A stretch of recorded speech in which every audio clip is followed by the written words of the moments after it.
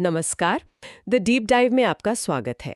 आज हम फिर हाजिर हैं कुछ नए दिलचस्प अंग्रेजी शब्दों के साथ। हाँ बिल्कुल।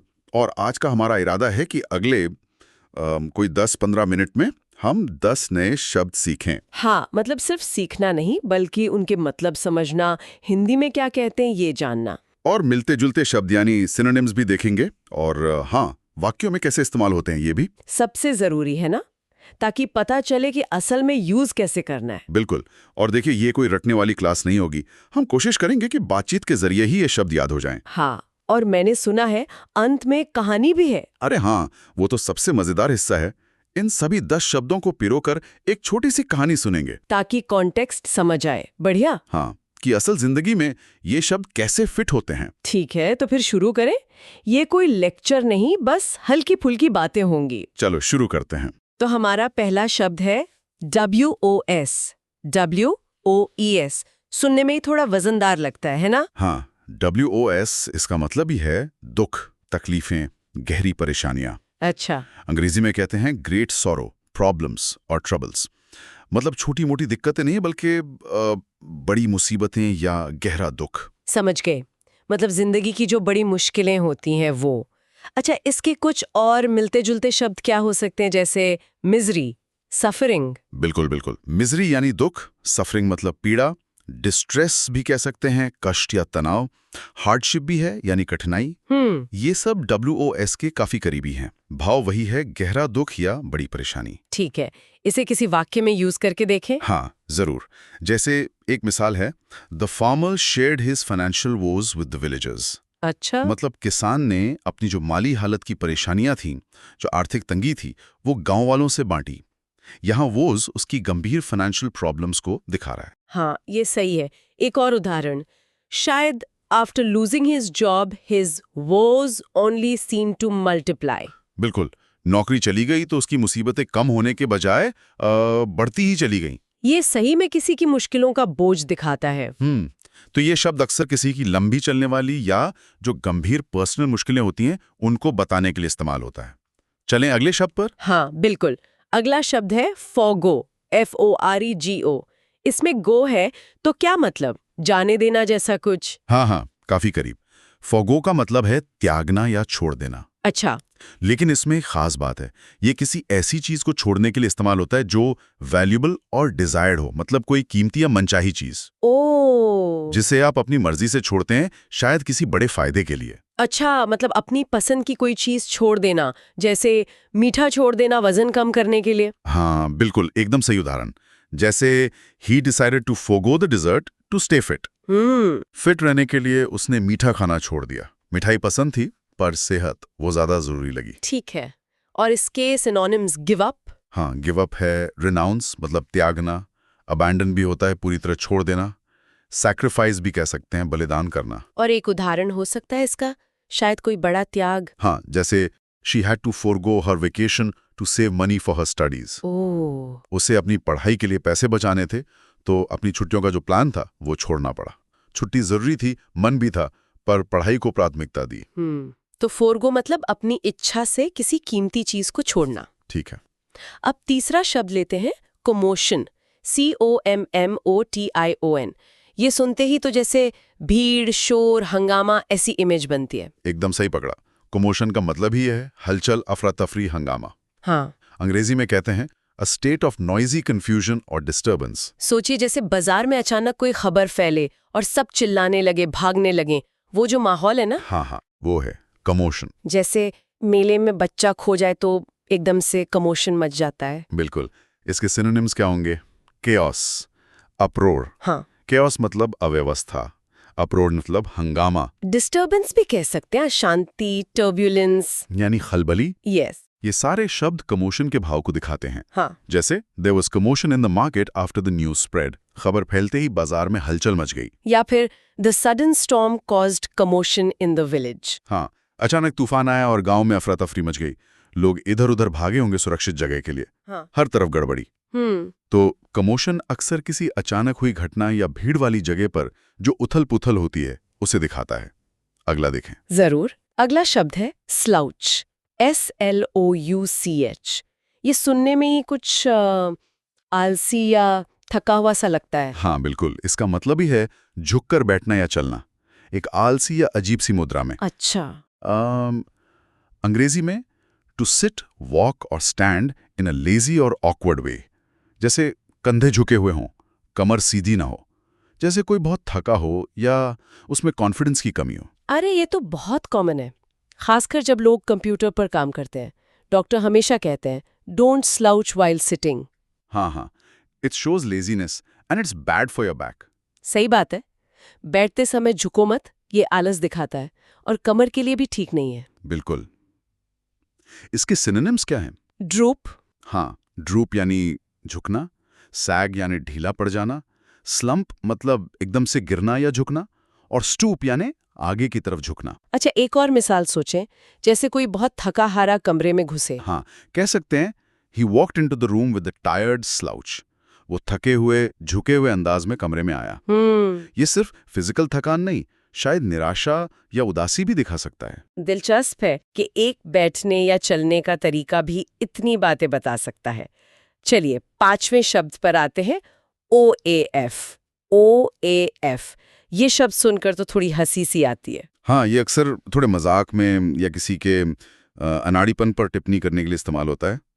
OAF का हिंदी मतलब है मूर्ख, बेवकूफ या अनाड़ी आदमी। अच्छा। अंग्रेजी में क्लमजी और स्टूपिड पर्सन। अक्सर ये ऐसे इंसान के लिए यूज होता है जो फिजिकली भी थोड़ा बेडौल सा हो और हरकतें भी वैसे ही करे। जैसे कोई चलते चलते चीजें गिरा दे या दरवाजे से टकरा जाए, इस टाइप का। हाँ, कुछ वैसा ही। इसके सिनोनिम्स हैं फूल यानी मूर्ख, डोल्ट यानी बुद्धू, सिंपलटन भोला भाला मूर्ख कह सकते हैं, ब्लॉकहेड यानी मंदबुद्धि। अच्छा। जैसे किसी को टोकना हो, stop acting like an of and be serious, मतलब ये मूर्खों जैसी हरकतें बंद करो और थोड़ा गंभीर बनो। हाँ, ठीक है। या फिर the big of broke the chair accidentally. हाँ, उस बड़े से अनाड़ी ने गलती से कुर्सी ही तोड़ दी। यहाँ बिग ओफ शायद उसके साइज और अनाड़ीपन दोनों को बता रहा है। समझ गई। तो OAF मतलब अनाड़ी या बेवकूफ व्यक्ति। अच्छा, अब इससे मिलता जुलता एक और शब्द है, चंप। CHUMP। क्या ये OAF जैसा ही है? अच्छा सवाल है।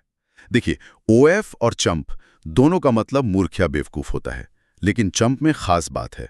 क्या? चंप हिंदी में कहें तो मूर्ख व्यक्ति या आसान शिकार। ये उस इंसान के लिए ज्यादा यूज होता है जिसे आसानी से धोखा दिया जा सके, जो बहुत भोला हो। अंग्रेजी में a person who is easily tricked और फूलिश। अच्छा, तो OAF हुआ ज्यादातर अनाड़ीपन या नॉर्मल बेवकूफी, और चंप वो जिसे लोग आसानी से उल्लू बना दें, ऐसा? हाँ, मोटे तौर पर कह सकते हैं। जैसे the salesman treated him like a chump and overcharged him. Salesman ने उसे बेवकूफ आसान शिकार समझा और ज्यादा पैसे ले लिए। इसके सिनोनिम्स हो सकते हैं सकर मतलब आसान शिकार, फूल, इडियट, पैट्सी जिसे बलि का बकरा बनाते हैं। अच्छा, तो अगर कोई कहे don't be a Champ, read the contract carefully before signing, हाँ, तो इसका मतलब है बेवकूफ मत बनो, धोखा मत खाओ, साइन करने से पहले कॉन्ट्रैक्ट ठीक से पढ़ लो। बिल्कुल। तो चंप में मूर्खता के साथ साथ भोलेपन और आसानी से ठगे जाने वाला पहलू ज्यादा है। चलें आगे। हाँ, अब आते हैं 7वें शब्द पर, फोरफिट। FORFIT। ये थोड़ा थोड़ा फोरगो जैसा लग रहा है, लेकिन शायद है नहीं। नहीं, ये फोरगो से काफी अलग है। देखिए, फोरगो में हम अपनी मर्जी से कुछ छोड़ते हैं ना। हाँ। जबकि फोरफिट का मतलब है दंड के तौर पर कुछ खो देना, जुर्माना भरना। ओहो। अंग्रेजी में टू लूज और give up something as a penalty. यहां ये पेनल्टी शब्द यानी सजा या दंड, ये बहुत महत्वपूर्ण है। आपने कोई नियम तोड़ा, कोई गलती की और उसकी सजा के तौर पर आपको कुछ गंवाना पड़ा। अच्छा, तो ये मजबूरी में खोना हुआ। जैसे खेल में अगर नियम तोड़ें तो पॉइंट चले जाते हैं। बिल्कुल, परफेक्ट उदाहरण। जैसे he had to forfeit the game because he arrived late. वो देर से पहुंचा इसलिए उसे खेल गंवाना पड़ा या हारा हुआ मान लिया गया। ये उसकी गलती की सजा थी। और सिनोनिम्स, सरेंडर। हाँ, सरेंडर हो सकता है हार मानना, पेनल्टी यानी दंड, लॉस यानी हानि, फाइन यानी जुर्माना, ये सब इसलिए करीबी हैं। और एक उदाहरण, जैसे पैसों वाले मामले में कुछ। हाँ, जैसे रेंट एग्रीमेंट वगैरह में होता है ना, if you break the rules you will forfeit your deposit. हाँ। अगर आप नियम तोड़ेंगे तो आपकी जो सिक्योरिटी मनी जमा है वो जब्त हो जाएगी, वापस नहीं मिलेगी। ये सजा है। समझ गए। फोरगो मतलब अपनी मर्जी से त्याग, फॉरफिट मतलब सजा के तौर पर नुकसान। चलिए 8वां शब्द देखते हैं, प्लायंट, PLIANT। क्या इसका मतलब फ्लेक्सिबल, लचीला है? हाँ बिल्कुल, प्लायंट का मतलब है लचीला, जो आसानी से मुड़ जाए या ढल जाए। अंग्रेजी में फ्लेक्सिबल, इजीली इन्फ्लुएंस्ड और बेंट। अच्छा। ये दो तरह से इस्तेमाल हो सकता है। एक तो फिजिकली, जैसे कोई चीज जो आसानी से मुड़ जाए, जैसे बेंत। और दूसरा मेंटली या व्यवहार में, यानी कोई इंसान जो आसानी से दूसरों की बात मान ले, जल्दी प्रभावित हो जाए या नई सिचुएशन में ढल जाए। अच्छा, जैसे कोई डांसर है, उसका शरीर बहुत लचीला हो सकता है। एकदम सही। The dancer's body was extremely pliant. नर्तकी का शरीर बहुत ही लचीला था। सिनोनिम्स हैं इसके फ्लेक्सिबल, एडेप्टेबल यानी अनुकूलनीय, बेंडेबल मतलब मुड़ने योग्य, यील्डिंग यानी मान जाने वाला। और मानसिक लचीलेपन का कोई उदाहरण? जैसे children are more pliant than adults when learning new things. अच्छा। बच्चे जब नई चीजें सीखते हैं तो बड़ों की तुलना में ज्यादा लचीले होते हैं। मतलब वो नई बातों को आसानी से अपना लेते हैं, ज्यादा विरोध नहीं करते। तो प्लायंट मतलब जो आसानी से मुड़ सके या बदल सके, चाहे वो कोई चीज हो या इंसान का स्वभाव। बढ़िया। 9वां शब्द है डिप्लोर, DEPLOR। ये सुनने में तो काफी सीरियस लग रहा है। हाँ, ये एक मजबूत भावना दिखाने वाला शब्द है। डिप्लोर का हिंदी अर्थ है किसी चीज की कड़ी निंदा करना या उस पर गहरा अफसोस जताना। निंदा करना, अफसोस करना। हाँ, अंग्रेजी में टू फील और एक्सप्रेस स्ट्रॉन्ग डिसअप्रूवल और रिग्रेट। जब आप किसी चीज को नैतिक रूप से बहुत गलत मानते हैं या किसी स्थिति पर बहुत दुखी होते हैं, तब आप उसे डिप्लोर करते हैं। जैसे हम सब हिंसा की निंदा करते हैं। बिल्कुल सही। We deplore all forms of violence. हम हर तरह की हिंसा की कड़ी निंदा करते हैं। इसमें गहरी असहमति और अस्वीकृति का भाव है। सिनोनिम्स क्या होंगे इसके? कंडेम। हाँ। कंडेम यानी निंदा करना, रिग्रेट मतलब अफसोस करना, लमेंट यानी विलाप करना, डिनाउंस यानी भर्त्सना करना। और कोई उदाहरण? जैसे मान लीजिए क्लास में बच्चे अनुशासनहीनता करें। हाँ, तो कह सकते हैं the teacher deplored the students lack of discipline. अच्छा। शिक्षक ने छात्रों में जो अनुशासन की कमी थी, उस पर गहरा खेद या असंतोष जताया। ये सिर्फ नाराजगी नहीं, बल्कि एक गहरी निराशा या दुख का भाव है। समझ गई। डिप्लोर मतलब कड़ी निंदा या गहरा अफसोस। और अब आज का आखिरी 10वां शब्द अवर्ट, AVERT। इसका क्या मतलब हुआ?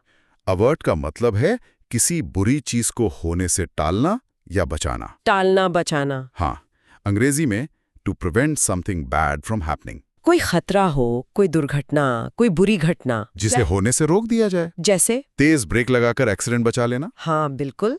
Quick thinking helped avert a major accident. सही समय पर लिए गए फैसले ने एक बड़ी दुर्घटना टाल दी। सिनोनिम्स हैं प्रिवेंट यानी रोकना, अवॉइड यानी बचना या टालना, स्टॉप, वार्ड ऑफ यानी दूर रखना। इसका एक और मतलब भी सुना है मैंने, जैसे नजरें फेर लेना। हाँ, वो भी सही है। अवर्ट का इस्तेमाल नजरें हटाने या ध्यान हटाने के लिए भी होता है। अच्छा। जैसे he tried to avert his eyes from the unpleasant scene। उसने उस बुरे या दुखद दृश्य से अपनी नजरें हटाने की कोशिश की। तो अवर्ट मतलब किसी बुरी घटना को रोकना या उससे नजरें फेर लेना। बहुत अच्छे। तो ये हो गए हमारे आज के 10 शब्द। Was, forgo, commotion, slouch, oof, jump, forfeit, pliant deep law और avert। वाह, 10 शब्द। हाँ, और अब देखते हैं कि ये सारे शब्द मिलकर एक कहानी में कैसे जान डालते हैं। हाँ, मैं तैयार हूँ कहानी सुनने के लिए। ये ग्रीनफील्ड गांव के रामू की कहानी है ना? हाँ बिल्कुल। तो सुनिए। ग्रीनफील्ड गांव में उस सुबह रोज से ज्यादा कमोशन थी, मतलब हलचल मची हुई थी। अच्छा, क्यों? हुआ यूं कि रामू, जिसे गांव के कुछ लोग मजाक में ओफ कहते थे, मतलब थोड़ा अनाड़ी या मूर्ख समझते थे, वो गलती से तरबूजों से भरी एक गाड़ी से टकरा गया। अरे! और सारे तरबूज सड़क पर बिखर गए।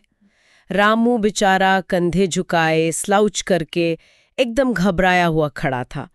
कुछ लोग उसे डांट भी रहे थे, तुम सच में चौंपतो, मतलब तुम तो बिल्कुल मूर्ख हो, आसान शिकार हो। बेचारा। रामू की जिंदगी में वैसे भी कई वोज थी, मतलब कई परेशानियां पहले से थीं। उसे याद आया पिछले हफ्ते ही उसे गांव की क्रिकेट टीम से खेलना था, पर खेत में काम करते हुए देर हो गई और उसे मैच फॉरफिट करना पड़ा, मतलब सजा के तौर पर मैच छोड़ना पड़ा। लोग अक्सर उसे कम आंकते थे। आज की इस गड़बड़ को देखकर रामू ने सोचा, नहीं, वो अपनी गलती सुधारेगा। उसने तय किया कि वो दोपहर का खाना और आराम फोरगो करेगा, यानी त्यागेगा, और खुद ही सड़क साफ करने लगा। अच्छा। हाँ, गांव वाले रामू के स्प्लाइंड रवैये से बड़े हैरान थे। मतलब वो इतना लचीला निकला कि बिना कुछ कहे सफाई में जुट गया। अब सफाई करते करते उसने 2 अजनबी लोगों को धीरे धीरे बात करते सुना। वो रात में गांव के मंदिर से कीमती गहने चुराने का प्लान बना रहे थे। अरे बाप रे! रामू समझ गया कि उसे इस बड़ी मुसीबत को अवर्ट करना होगा, मतलब टालना होगा। वो फौरन भागा भागा गांव के मुखिया के पास गया और सारी बात बता दी। शाबाश! मुखिया ने रामू की हिम्मत की बहुत तारीफ की और चोरों के जो इरादे थे उन्हें सख्ती से डिप्लोर किया, मतलब उनकी कड़ी निंदा की। सही किया। और फिर मुखिया की सूझबूझ और रामू की जानकारी से चोर रंगे हाथों पकड़े गए। वाह! उस दिन के बाद से गांव वालों ने रामू को ओफ या चम कहना बंद कर दिया। वो तो गांव का हीरो बन गया था। क्या बात है! रामू अब जब चलता था तो उसकी चाल में वो स्लाउच, वो झुकाव नहीं था, वो सीधा चलता था। और उसे लगने लगा था कि शायद अब उसकी जिंदगी के बोझ, उसके दुख कुछ कम होने लगे हैं। वाह, क्या कहानी थी! इसने तो सच में सारे शब्दों को जिंदा कर दिया। हाँ, मजा आया सुनाने में भी। बिल्कुल।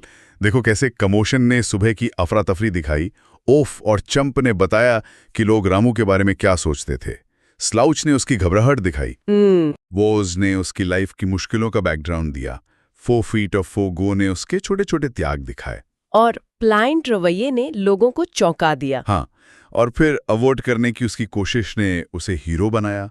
मुखिया ने चोरों के काम को डिप्लोर किया, जिससे स्थिति की गंभीरता पता चली। और आखिर में रामू का बदलना, उसका स्लाउच खत्म होना, वोज का कम होना, सब शब्दों के सही इस्तेमाल से उभर कर आया। एकदम। तो ये थे हमारे आज के 10 शब्द। उम्मीद है इस बातचीत और कहानी के जरिए ये शब्द अब आसानी से याद रहेंगे। हाँ, और शायद अपनी रोज की बातचीत में इस्तेमाल करने का मन भी करेगा, है ना? बिल्कुल। भाषा सीखने का सबसे अच्छा तरीका यही है कि उसका इस्तेमाल किया जाए। सही बात है। कोशिश कीजिए इन शब्दों से अपने वाक्य बनाने की। देखिए कहाँ ये फिट बैठते हैं। धीरे धीरे ये आपकी वोकैबुलरी का हिस्सा बन जाएंगे। सही कहा।